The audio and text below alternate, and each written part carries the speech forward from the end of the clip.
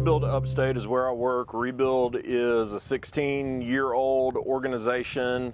It actually got started as a response to Hurricane Katrina years ago. So Chris Manley, our founder, was a Clemson student at the time, started taking other students with him down to Katrina just because he wanted to help out, and saw the need for home repair, fell in love with it, and he was taking trip after trip down to New Orleans, had a local group reach out to him and say, we raised the money to repair this person's roof. Would y'all be willing to help us with that? And so in 2007, they repaired their first roof in the Clemson area in the Upstate, and that just sparked a passion in him to say, we don't have to go to New Orleans to do this. There's organizations that can continue the work down there. We feel like there's a need in the Upstate, and he started getting his eyes open to that. And so Rebuild really started as a completely volunteer-run organization, hired a first full-time staff member in 2008 just to deal with all the things that we were dealing with, but especially someone who was skilled to do some home repair. And the organization really had slow growth from there. And so over the last 16 years, we've repaired over 1,300 homes, 3,100 projects on the homes that we have repaired, and we exist in Greenville, Anderson, Oconee, and Pickens County. What kind of people do y'all help? Who do y'all help? We help our low-income neighbors. So the applications that we take in are people that are under 80% of the AMI, so the area medium income. But the majority of the people that we help, because we have a priority scale, it's not first come, first serve, are people that are going to be under 50% of AMI for the counties that we're serving. And why is it important that y'all have this organization that helps these folks stay in their homes? I do believe that the best home for a homeowner is the home that they are already in, the home that they own. A lot of our homeowners, it's not that they are not trying to repair their homes. They're trying. Sometimes they come up with some creative solutions to try to make home repairs work, but whether it is because they are aging and have a lack of ability, or they have a lack of knowledge, or because their other necessities make it impossible to invest in the repairs that they need, homes go in disrepair and problems don't go away. They tend to get worse over time, and sometimes the problems become to a point that a homeowner just recognizes that they can't deal with it. And so when you have folks who are aging adults, they are trying to age in place, and we are there to help them however we can with any home repair need. It could be anything from the foundation to the roof. We all know prices have gone up, so a little bit. A retired couple on a fixed income, if suddenly they need a roof or something happens, that's not an expense most people could swallow. That's right. And how many folks do y'all have working with you? So we have 16 staff members, 13 full-time. And so y'all have people with expertise in each of the areas that need help, is that? I wouldn't say that. We rely very heavily on volunteers, which helps us keep our costs low. So we are constantly on the lookout for skilled and unskilled volunteers. Even if you're an unskilled volunteer, if you know which way to point a hammer, we can probably teach you a whole lot of things that will help a homeowner.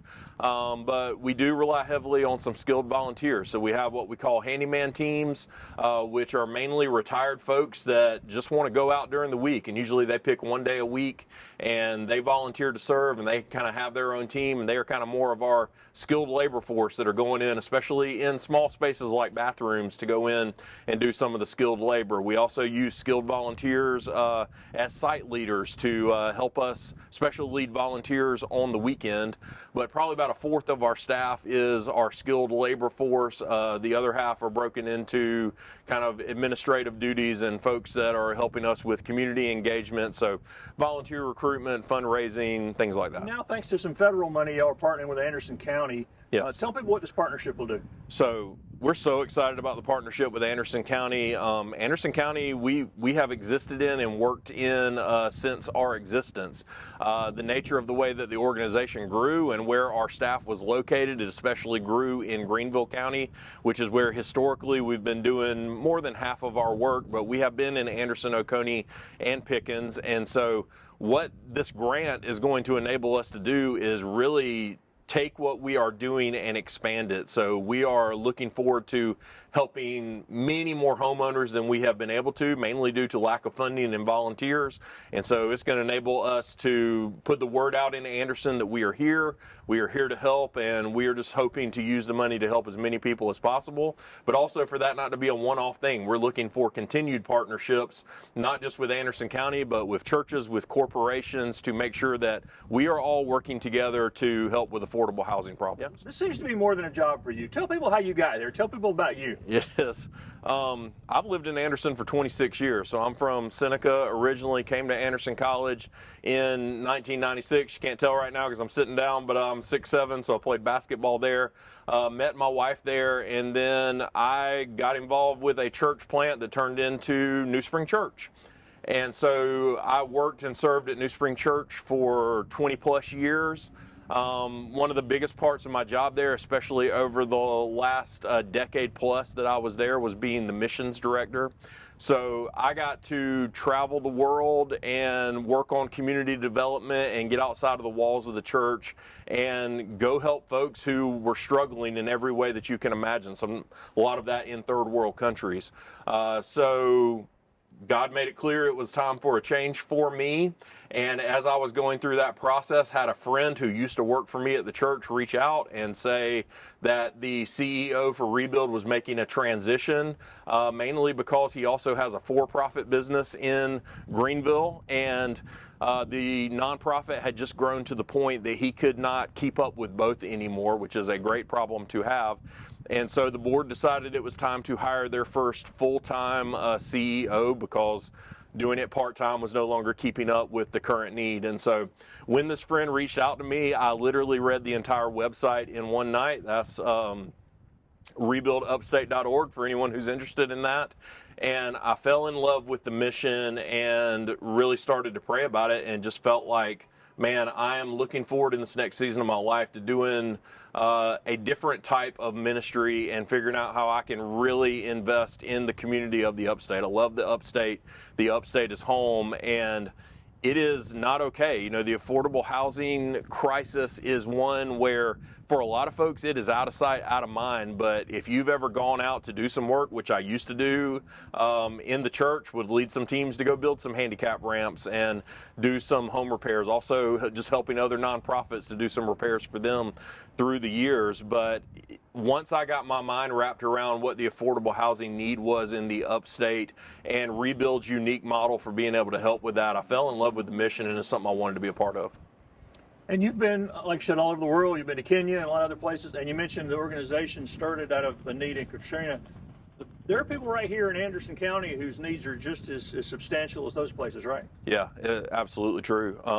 As a matter of fact, the first build day I went on with Rebuild, I went to a house that in my old job I used to drive past as I was going to different cities in the state on a regular basis. And I used to drive past that house all the time, and I would say to myself, man, that's a beautiful old house. It is a shame that it is abandoned and no one lives there.